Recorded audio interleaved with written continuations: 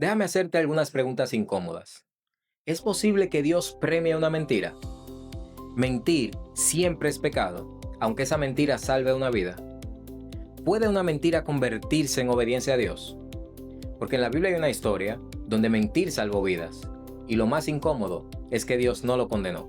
Bienvenidos a Biblia sin filtro, soy Joel, y aquí no vengo a repetir lo que ya todos dicen, vengo a cuestionarlo. Y juntos vamos a desarmar textos antiguos, explorar la lógica detrás de cada historia y confrontar ideas que muchos prefieren no tocar. Si estás buscando respuestas fáciles, este no es tu lugar. Pero si quieres entender lo que realmente está escrito, quédate.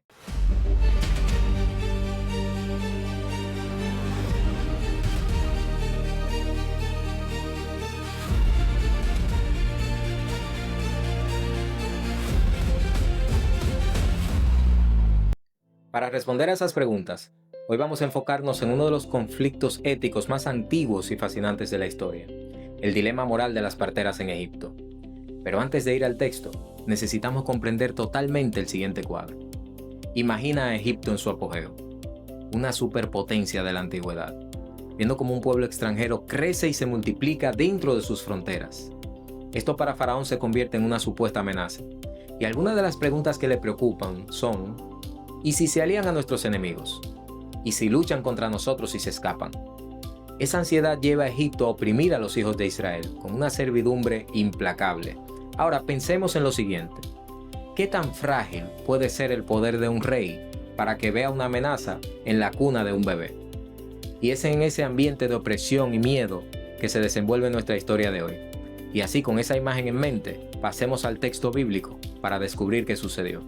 Y para esto vamos a utilizar una versión muy conocida por ustedes, la Reina Valera 1960. Y vamos a leer el libro de Éxodo capítulo 1, versículo 15 hasta el 21. Y habló el rey de Egipto a las parteras de las hebreas, una de las cuales se llamaba Cifra y otra Fúa, y les dijo: cuando asistáis a las hebreas en sus partos y veáis el sexo, si es hijo, matadlo, y si es hija, entonces viva. Pero las parteras temieron a Dios, y no hicieron como les mandó el rey de Egipto, sino que preservaron la vida a los niños. Y el rey de Egipto hizo llamar a las parteras y les dijo: ¿por qué habéis hecho esto? Que habéis preservado la vida a los niños. Y las parteras respondieron a Faraón: porque las mujeres hebreas no son como las egipcias, pues son robustas, y dan a luz antes que la partera venga a ellas. Y Dios hizo bien a las parteras, y el pueblo se multiplicó y se fortaleció en gran manera. Y por haber las parteras temido a Dios, él prosperó sus familias.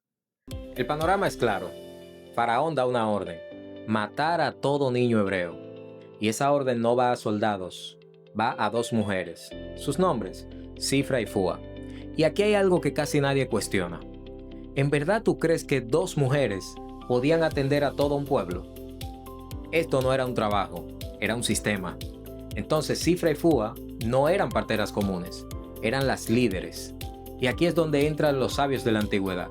El Talmud, comentado por Rashi, hace una afirmación que cambia completamente la historia. Cifra y Fúa no eran egipcias, eran hebreas. Y no solo eso, eran Jocabed y Miriam. Ahora, ¿estamos afirmando esto como un hecho histórico incuestionable? No necesariamente. Pero cuando aplicas la lógica de los nombres y los patrones bíblicos, las piezas se encajan de una forma que no puedes ignorar. En las Escrituras, cuando el pueblo de Dios entra en un sistema extranjero, el imperio siempre intenta lo mismo: redefinir quién eres, empezando por cómo te llamas. Es una técnica de asimilación. Lo vimos con José en Egipto, a quien Faraón renombró Safnat Panea para intentar borrar su origen hebreo. Lo vimos de forma masiva en Babilonia, con Daniel y sus amigos. A Daniel lo nombraron Belsasar, Ananías Sadrach, Misael Mesac, Azarías Abednego. El imperio les impuso nombres que honraban sus dioses paganos para intentar borrar su esencia y su pacto. Y aquí está la clave sin filtro. El sistema puede cambiar tu etiqueta, puede cambiar tu cargo, incluso puede cambiar tu nombre público, pero nunca podrá cambiar quién eres frente a Dios. Cifra y Fúa tenían nombres egipcios para el registro de Faraón, pero en su sangre y en su espíritu seguían siendo las parteras de Israel. Pero fíjate en esto: Cifra y Fúa no eran solo nombres, eran la descripción de lo que hacían. Por un lado está la que embellece. Su trabajo era traer orden al caos del parto, limpiar al bebé y darle su primera dosis de dignidad en un mundo que lo quería muerto. Por otro lado está la que arrulla. Ella era pura estrategia. Su voz servía para calmar y para silenciar. En un tiempo donde el llanto del bebé era una sentencia de muerte, ella debía asegurarse de mantenerlo a salvo. Básicamente, mientras una preparaba al niño para que viviera, la otra se aseguraba de que no lo encontraran para que muriera. Ellas trabajaron juntas en silencio, justo frente a las narices de Faraón. Analicemos la respuesta de las parteras en el versículo 19. La mayoría de nuestras Biblias dicen que las hebreas eran robustas, pero el hebreo original usa la palabra chayot, que literalmente significa animales. Esto no es un error de traducción, es una jugada maestra de Sifra y Púa. Ellas sabían que el faraón despreciaba a los hebreos, que los veía como seres inferiores y salvajes, así que usaron ese mismo racismo en su contra. Es como decirle: Faraón, estas mujeres no son refinadas como las egipcias, son como animales de campo, paren tan rápido que ni siquiera nos da tiempo de actuar. Y esto es brillante. No solamente desobedecieron, sino que hackearon la mente del dictador. Usaron el mismo racismo que pretendía matarlos como un escudo para proteger la vida. Y aquí es donde la Biblia nos lanza una verdad contundente. La verdadera santidad no siempre es sumisa, es inteligente y sabe usar las mentiras del sistema para establecer la verdad de Dios. Si abres tu Biblia en Éxodo 1:21, probablemente leas que Dios prosperó las familias de las parteras, pero esto es una interpretación y no una traducción literal. El texto hebreo dice algo mucho más profundo. Vayas lahem batim, que significa literalmente, y él les hizo casas. Pero ¿por qué la mayoría de nuestras versiones ocultan esta palabra? Porque para entenderlo hay que dejar de pensar en edificios y comenzar a pensar en destinos. En el lenguaje bíblico, una casa es un linaje, una dinastía. Es la misma promesa que Dios le hizo a David en 2 de Samuel 7. Yo te haré casa, refiriéndose a una monarquía que perduraría para siempre.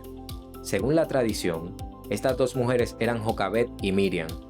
Al hacerles casa, Dios les estaba entregando el fundamento de la nación.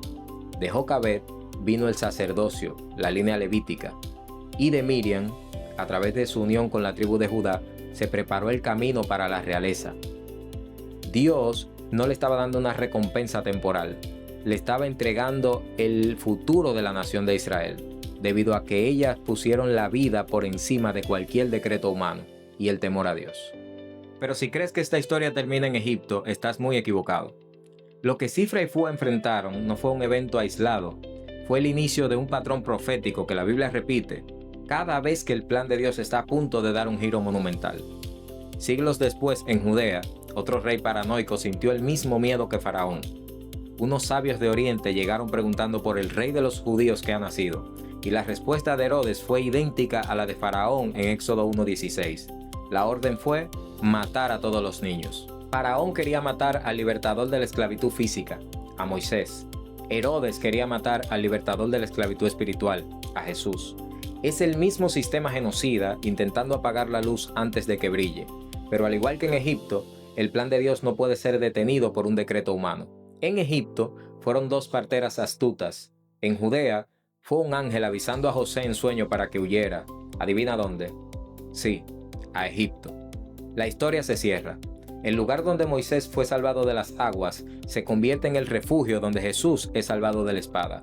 Sifra y Púa no solo salvaron bebés, ellas crearon un patrón de resistencia que permitiría, eventualmente, que el mismo Mesías sobreviviera. Moisés fue salvado. Jesús fue salvado. Pero ¿qué pasó con el resto de los bebés? La Biblia no huye de la tragedia. Y esto es lo que hace que el dilema de las parteras sea aún más heroico. Ellas fueron la barrera entre la vida y el silencio total. Pero para que este análisis sea verdaderamente sin filtro, tenemos que mirar lo que dicen los registros de la época. Aquí entra en juego Flavio Josefo, el historiador judío más importante del siglo I. Josefo documentó cada detalle oscuro de la vida de Herodes, cómo mató a su esposa, a sus hijos y a sus rivales. Podemos decir que Josefo detestaba a Herodes. Sin embargo, hay un silencio ensordecedor. Josefo no menciona la matanza de los niños en Belén. Para muchos historiadores, este argumento del silencio es clave, porque si Herodes hubiera cometido una atrocidad de esa magnitud, Josefo habría sido el primero en denunciarlo. ¿Significa esto que el relato de Mateo es falso? Aquí es donde entra el concepto de Midrash Agadá. Mateo no está escribiendo una crónica periodística, está haciendo teología de alto nivel. Él quiere que su audiencia judía entienda que Jesús es el nuevo Moisés. Moisés escapa de un faraón que mata niños. Jesús escapa de un Herodes que hace lo mismo. Fíjate en el paralelismo. Moisés sale de Egipto para liberar al pueblo. Jesús es llamado de Egipto para la salvación final. Aquí es donde la historia se pone profunda, porque nos obliga a preguntarnos qué es realmente la verdad. Para los oficiales egipcios, la verdad es absoluta y técnica. Lo que dice el faraón es lo correcto. En su escala de valores, ellos ponían la obediencia al Estado en la cima, convirtiendo un genocidio en un simple cumplimiento del deber. Pero Cifra y Fua operaban en una frecuencia distinta. Ellas sabían que la moral no es una línea recta, sino una pirámide, donde la cúspide es el principio de Pikuah Nefesh, la preservación de la vida ante todo. Para entender su decisión, debemos movernos a la Guía de los Perplejos de Maimónides, donde él explica que antes de la caída, el hombre se movía en la categoría de lo verdadero y lo falso, pero tras el pecado, descendió al terreno de lo bueno y lo malo. Las parteras, en un acto de lucidez espiritual, parecen recobrar esa conciencia original. Ellas no se quedan con la verdad técnica de que están mintiendo, sino que se elevan a la verdad esencial de que están preservando la vida. Ellas comprenden que en un mundo caído, la verdad de un sistema puede ser una mentira ante Dios, y que la verdadera obediencia no es el cumplimiento de un reglamento, sino proteger el valor que Dios más ama, que es la existencia humana. Pero Cifra y Fua no fueron las únicas. La Biblia guarda otro relato donde el engaño y la traición al sistema no solo fueron perdonados, sino que fueron la llave para que una mujer entrara en la genealogía del Mesías. Una mujer en una ciudad condenada. Una mujer que escondió a los enemigos de su propio rey y le mintió a sus oficiales por causa de un plan mayor. Pero si crees que la historia de las parteras fue arriesgada, espera que analicemos la historia de Rahab en Jericó. Porque si la verdad es relativa frente a la vida, ¿qué pasa cuando esa vida que proteges significa la destrucción de toda tu ciudad? Pero eso lo veremos en el próximo video. Soy Joel, y esto es Biblia sin filtro.